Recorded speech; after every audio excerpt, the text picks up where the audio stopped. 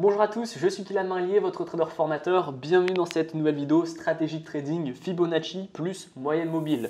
On perd pas de temps, je vous retrouve sur mon écran, sur l'euro-dollar en H1 et je vais vous montrer justement comment utiliser ces deux indicateurs parce que je viens de sortir d'un appel où une personne me dit voilà, j'ai appris le day trading, j'ai fait le D1, j'ai fait le H4, j'ai fait également le H1 et en fait je me retrouve sur le H1 et je sais pas quand me positionner et je sais pas qu'est-ce que je veux aller chercher en take profit, en stop loss, mon point d'entrée j'en ai aucune idée et donc il voulait de l'aide. Et en fait je me suis dit alors là il faut vraiment que j'en fasse une vidéo parce que c'est un gros problème que les débutants et même les intermédiaires ont.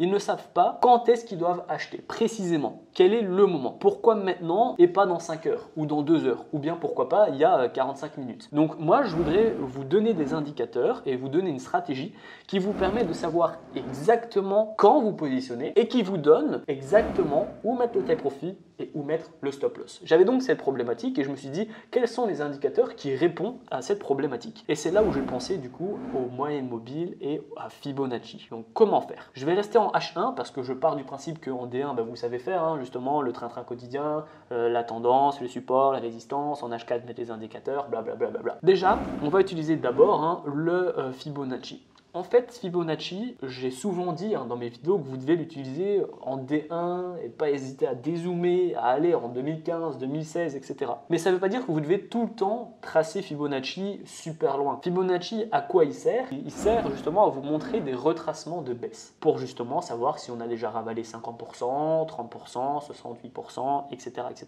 Donc, vous pouvez faire une baisse long terme, mais également une baisse à court terme. Par exemple, ici, vous êtes sur H1, l'euro-dollar, et vous savez absolument pas quoi faire. Quand acheter ou quand vendre, qu'est-ce qu'on pourra aller chercher, vous savez juste que la tendance elle est baissière. Vous avez la possibilité évidemment de faire un grand Fibonacci sur ce genre de baisse, mais vous pouvez très bien également chercher, regardez, hop, je vais baisser, un Fibonacci à partir de cette baisse ici.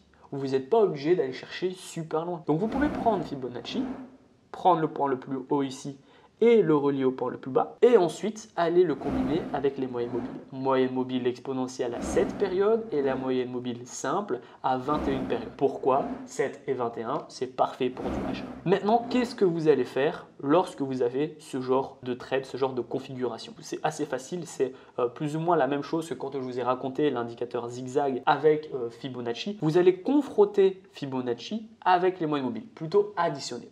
Ça veut dire quoi? Les moyennes mobiles vous expliquent exactement quand vous positionnez.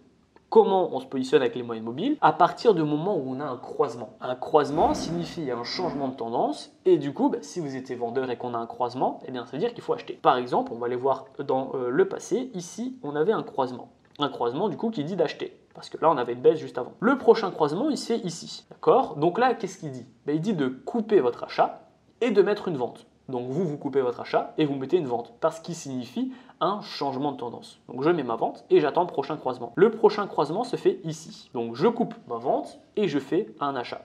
Je mets du coup ici, on voit qu'on a eu un croisement quand même. Voilà. Donc j'ai pris mon achat, je coupe mon achat. Et là on voit, regardez, c'est intéressant, qu'on n'a pas clôturé. Donc là, attention, on ne clôture pas son achat. On reste pour l'instant en achat. Donc on coupe. Et maintenant, une fois qu'on s'est acheté, qu'est-ce qu'on va aller chercher? Est-ce que je dois aller chercher loin? Est-ce que je dois aller chercher longtemps? Est-ce que du coup ça va durer 1 heure? Est-ce que ma position va durer 5 heures? Pas de panique. On va ici avoir le premier croisement, l'achat. Pour savoir quels sont vos take profit et votre stop loss, vous allez utiliser Fibonacci. Donc par exemple ici vous avez acheté, le take profit que vous aurez pu utiliser, eh bien ce sont ici les 23,6% de Fibonacci qui équivaut à une résistance. Et donc le take profit sera placé sur une résistance. Quel serait le stop loss que vous pouvez utiliser? Il y en a plein. Soit vous la jouez vraiment pas trop rentable en dessous des Fibonacci, soit vous le mettez juste ici pour respirer en disant si on touche mon stop loss, on aura ravalé la hausse. Il y a plein de façons de le faire. Et si vous pouvez également le faire, c'est que regardez, on a cassé. Si vous voyez qu'on recasse et qu'on n'a pas vraiment de raison de couper votre position, vous mettez votre take profit sur une autre résistance, tout simplement. Et là, du coup, votre take profit, il est sur l'autre résistance, les 38.2 de Fibonacci, et votre stop loss, vous pouvez le monter et le mettre juste en dessous des 23.6. En fait, l'objectif de Fibonacci, c'est de vous donner les take profit et les stop loss, et l'objectif des moyennes mobiles, c'est de vous donner le point d'entrée. Et ça, vous pouvez le faire partout. Regardez, je l'ai fait un peu plus long terme, mais vous pouvez même le faire encore plus court terme, les Fibonacci. Si vraiment vous voulez faire de l'intraday ou autre, regardez. Vous prenez Fibonacci, vous le mettez ici, et vous le reliez ici. Et bien là, ce qui est intéressant, je vais essayer quand même d'être un peu plus précis, voilà. Regardez, ce qui est intéressant, c'est que à court terme, on va même avoir Fibonacci qui va dire exactement la même chose que les moyennes mobiles. Regardez, ici, on va avoir un croisement des moyennes mobiles au même moment, exactement au même moment que la cassure par le haut de la résistance des 23,6% de Fibonacci. Donc là, vous avez Fibonacci et moyenne mobile qui vous dit de vous positionner. Et quel serait votre take profit? Votre take profit, il est sur les 38,2. Et si vous n'avez pas de raison de couper votre position quand on s'approche des 38,2, vous pouvez mettre les 50. En soi, c'est possible. Et quel serait votre stop loss? Eh bien, juste en dessous des 23,6. Vu qu'on a clôturé, eh bien, il n'y a pas de raison qu'on vienne recasser encore après les 23,6. Donc ce genre de trade, eh bien, vous donne la confirmation de Fibonacci et des moyennes mobiles pour vous positionner. Il y a quand même forte chance que votre position elle arrive à un gain lorsque vous avez Fibonacci et moyenne mobile qui vous disent de vous positionner. Et là, votre position, admettons, elle est coupée, vous avez pris votre gain, on a touché votre take profit à 38,2, pas de panique.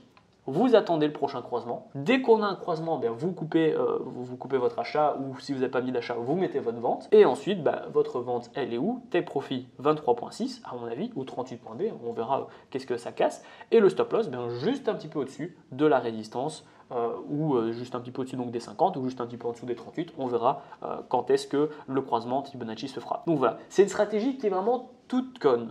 Elle prend vraiment 2 minutes. Alors attention, elle marche vraiment. Si vous êtes un débutant, ça va beaucoup vous aider à prendre l'habitude de vous positionner, vous donner confiance en vous. Maintenant, si vous voulez être un trader déjà rentable qui fait 10% par mois, c'est un peu light comme stratégie. Je ne vais pas vous le cacher. C'est pour ça que j'ai vraiment dit stratégie de débutant. Vous avez Fibonacci pour les take profit et les stop loss et vous avez les moyennes mobiles pour le point d'entrée. Quand est-ce que je me positionne? Eh bien, quand je vois un croisement des moyennes mobiles. Où est-ce que je mets mon take profit? Sur une résistance ou sur un support Fibonacci. Où est-ce que je mets mon stop loss? Juste un petit peu au-dessus ou juste un petit peu en dessous d'un point de pourcentage de Fibonacci qui est important. Ça s'arrête là.